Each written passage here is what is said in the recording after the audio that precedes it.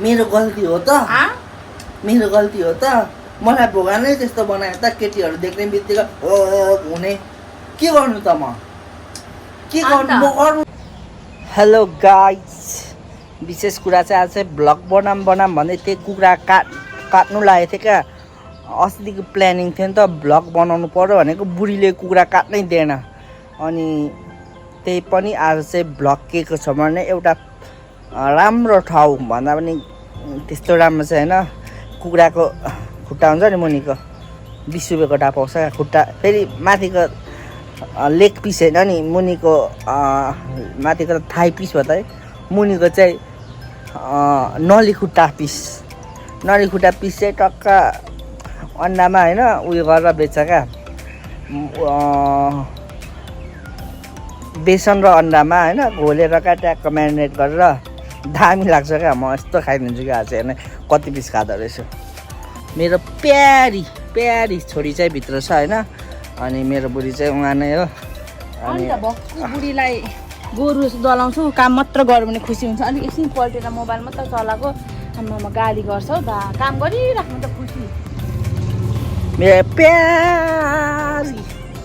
खासमा भन्दा मेरो प्यारी छोरी चाहिँ यहाँ छ है खेल्दैछ होइन मेरो चाहिँ भागमा छोरी बोक्ने काम जहिले कहिले ठुलो हुन्छ है त्यसपछि म पनि हिरो भएर हिँड्नु पर्छ अहिले त म त पियर नानीको भाउ पियर यसको पानी खाने बोक्ने हो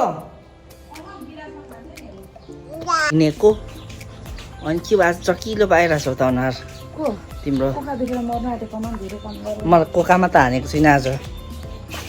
कोखामा हानेर चाहिँ के चाहिँ गर्नु सक्छ र कोकामा हानेर त धेरै कुरो हुन्छन् कोकामा फिलामा हानेर ट्याक्क फकाउँदा नमानेपछि जतिखेर पनि त नेगेटिभ थिङ्किङ नगर न तिमी जहिले त्यो बाटोबाट होइन कु बाटोबाट निस्केको हो क्या हो तिमी त गाइस मङ्गलबारमा मेरो बुढीले चाहिँ सब्जी किन्दैछ छोरी र म चाहिँ बाइकमा छोरीलाई अगाडि राखेर भुलाउँदैछु ऐनामा देखाउँदैछु छोरी र म चाहिँ पुरै बाइकमा आमाले चाहिँ अलिक टाइम लाउँछ क्या किनमेल गर्नु अनि पुरै सब्जी किनेर आउँदैछ अब हामी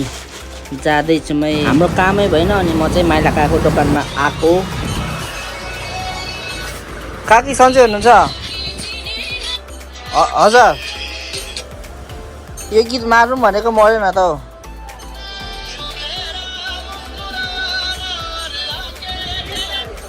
हजुर काकीको हेलो गरिदिनु न मेरो ब्लगमा नगर्ने हेलो म चाहिँ कहाँ हिँडेको सबै बन्द भयो अनि यता एकैचोटि आइदिएछ म पुल गएको थिएँ क्या आन्टी कुखुराको खुट्टा पाउँछ यसमा मुनिको नली खुट्टा मिठो लाग्छ नि त खानु मान्छे दोकान उठाएर हिँड्छ अब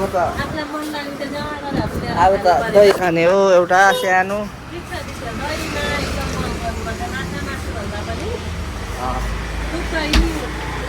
स्वास्थ्यको लागि पनि एकदम दही खाम असार 15 टन्न होइन दही शुभकामना सबैलाई मेरो पनि शुभकामना सबै हामी नेपालीको पर्व होइन दही चुरा खाने दिन सबै माइली काकी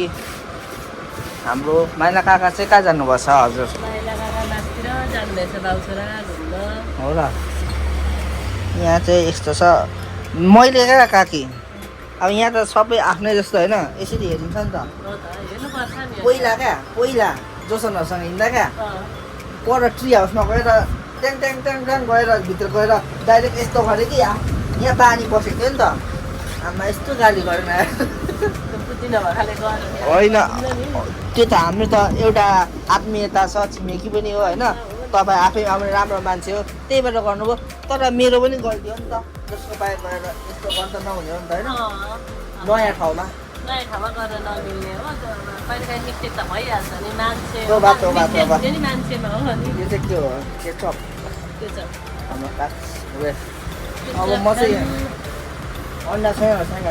अन्डा छैन हो मन बढेको छ अन्डा बढेको छ अब त्यस्तै छ यहाँ चाउचाउ खानुपर्ने छ दही र बिस्कुट चाहिँ कुकुरलाई हाम्रो माइला काक्स पनि आइसक्नु भएको छ सदाबार होइन काका काका मेरो हिसाब गरिदिनु कति भयो यहाँ चाहिँ यहाँ अब ह्याप्पी असार 15 काकी काका ल म चाहिँ लाग्दै गाइस भने बाटो छोड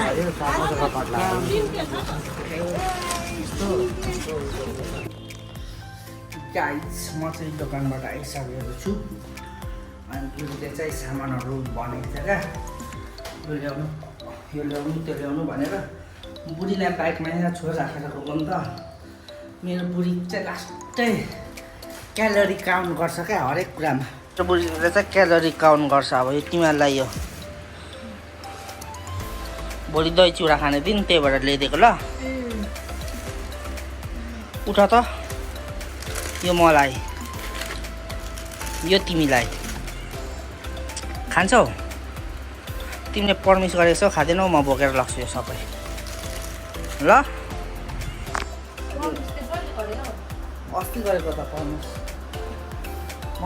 गर्छ नाटक आमा छोरीको विकनेसै खाने कुरा हो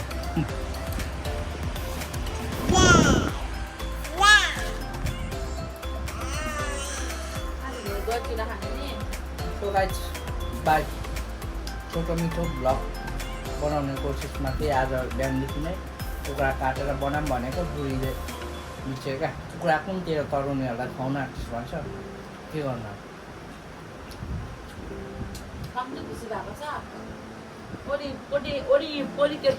केटी देखेर होला सानो खुसी भएको छ भने आत्तिन्छ त घरिघरि त केटीहरू देखेर म त अतालि नै हाल्छु के गर्नु त मनै आत्ति जान्छ चिसो भइहाल्छ के गर्नु त केटीहरू देख्ने बित्तिकै मन चिसो होला तर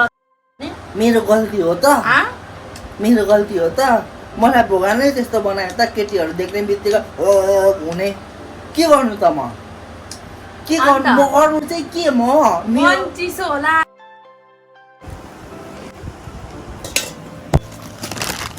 करेन्टको बारेमा स्टोरी भनिदेऊ र म दोकान जान्छु होइन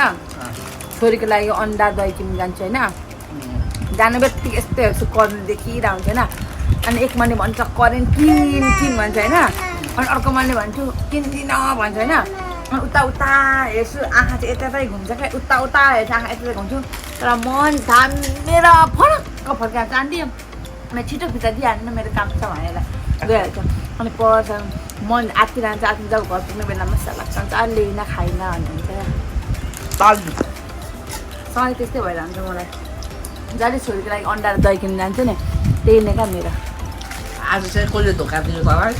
तपाईँहरू यो कमानले गर्दा नै म मोटाउँछु पो त म अस्ति नै घटेर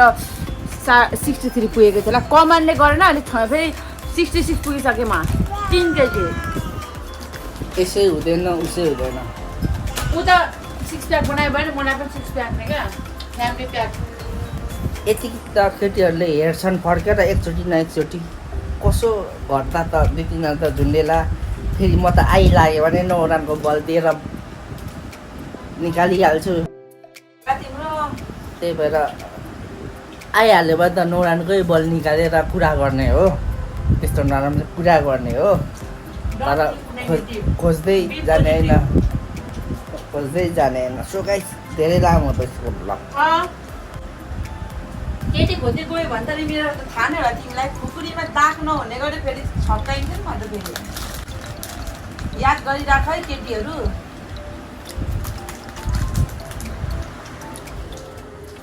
को छ केटीहरू छैन लुकेर के भन्दैछौ